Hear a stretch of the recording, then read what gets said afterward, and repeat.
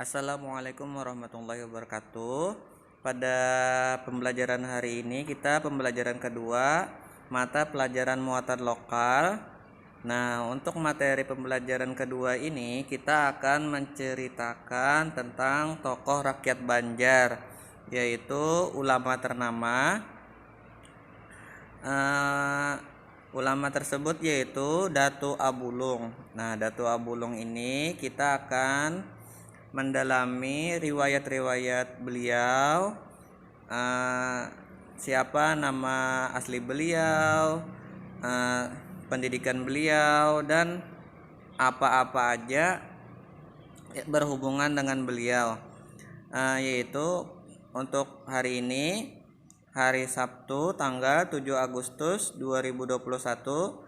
Marilah kita mulai pembelajaran kali ini. Simak video penjelasan pembelajaran dari Bapak. Bismillahirrahmanirrahim. Kalian bisa melihat pada gambar, di sana ada gambar Datu Abulung.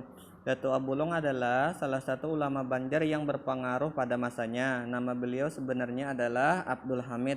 Beliau juga bergelar Syekh Abdul Hamid Abulung Al-Banjari. Pada masa Kesultanan Banjar diperintahkan oleh Sultan Tahlilullah, ia dan Syekh Muhammad Arsyad Al-Banjari diberangkatkan oleh Kesultanan Banjar untuk menuntut ilmu dengan biaya kerajaan ke Tanah Suci Mekah. Namun sepak terjangnya tidak banyak yang mengetahui karena ia tidak ada meninggalkan kitab karangan seperti ulama-ulama lainnya. Syekh Abdul Hamid Abulung atau Datu Abulung memiliki paham tasawuf wahdatul wujud. Pandangan tasawuf yang dianutnya dipengaruhi aliran Ittihad, Abu Yazid Al-Bustami dan Al-Halaj yang masuk ke Indonesia melalui Hamzah Pansuri, Syamsuddin Al-Sumatrani dan Syekh Siti Jenar.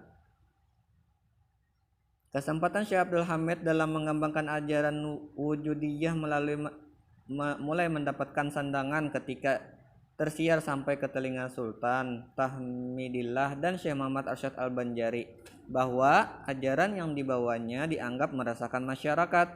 Dilaporkan bahwa Abdul Hamid mengajarkan kepada orang-orang bahwa tidak ada wujud kecuali Allah, tidak ada Abdul Hamid kecuali Allah, dialah aku dan akulah dia.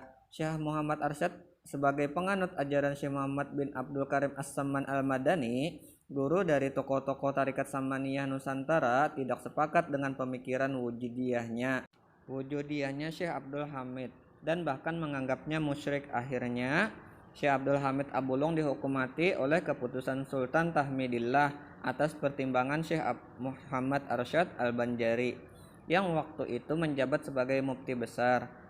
Ia dimakamkan di Kampung Abulung, Sungai Batang, Martapura. Saat hukuman mati dilaksanakan, ia dimasukkan ke dalam kerangkeng besi, lalu kerangkeng itu ditenggelamkan ke dalam sungai. Akan tetapi pada saat itulah muncul karomah beliau. Meski ditenggelamkan ke dasar sungai, namun ketika tiba waktu sholat, secara ajaib kerangkeng itu naik ke atas sungai dan terlihatlah Syekh Abdul Hamid Abulung atau Datu Abulung sedang melaksanakan sholat. Setelah sholatnya selesai, kerangkang itu pun tenggelam lagi. Hal itu terjadi berulang-ulang. Hal itu populer dalam cerita rakyat Banjar di Desa Sungai Batang, Kecamatan Martapura Barat yang letaknya berseberangan sungai dengan makam beliau. Kemudian Sultan Tahmidullah kedua yang memerintah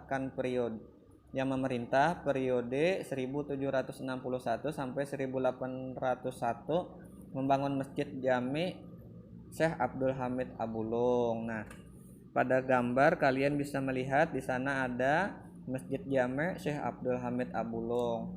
Nah, itulah salah satu riwayat daripada ulama-ulama Banjar kita, ulama ternama yang sejaman dengan Datuk Kalampayan atau Syekh Muhammad Arsyad Al-Banjari, yaitu Datu Abulung. Bahkan beliau juga sama-sama menuntut ilmu di Mekah. Nah, dari cerita ini semoga kita bisa mengetahui dan memahami apa yang ada yang kita miliki, yaitu ulama di Kalimantan Selatan ini, terutama di Martapura ini. Semoga dengan berkat manakibnya Datuk Abulung, dengan berkat biografi cerita dari riwayat Datuk Abulung, kita mendapatkan hikmah ilmu yang bermanfaat dan menguatkan iman Islam kita. Nah, sebagai tanda bukti Sultan,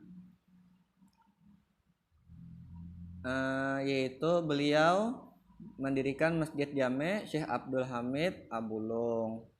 Nah, itulah tanda bukti beliau untuk mengingat ulama kita, yaitu Datuk Abulung. Nah, sampai di sini pembelajaran kali ini. Semoga anak-anak Bapak bisa memahaminya, dan untuk fotonya nanti Bapak kirim agar bisa kalian baca agar kalian bisa membaca lebih jelas lagi. Nah, sampai di sini pembelajaran pada hari ini. Tetap jaga protokol kesehatan. Semoga kita dilindungi oleh Allah Subhanahu wa taala daripada segala penyakit, terutama pada saat pandemi ini. Wabillahi taufik wal hidayah. Wassalamualaikum warahmatullahi wabarakatuh.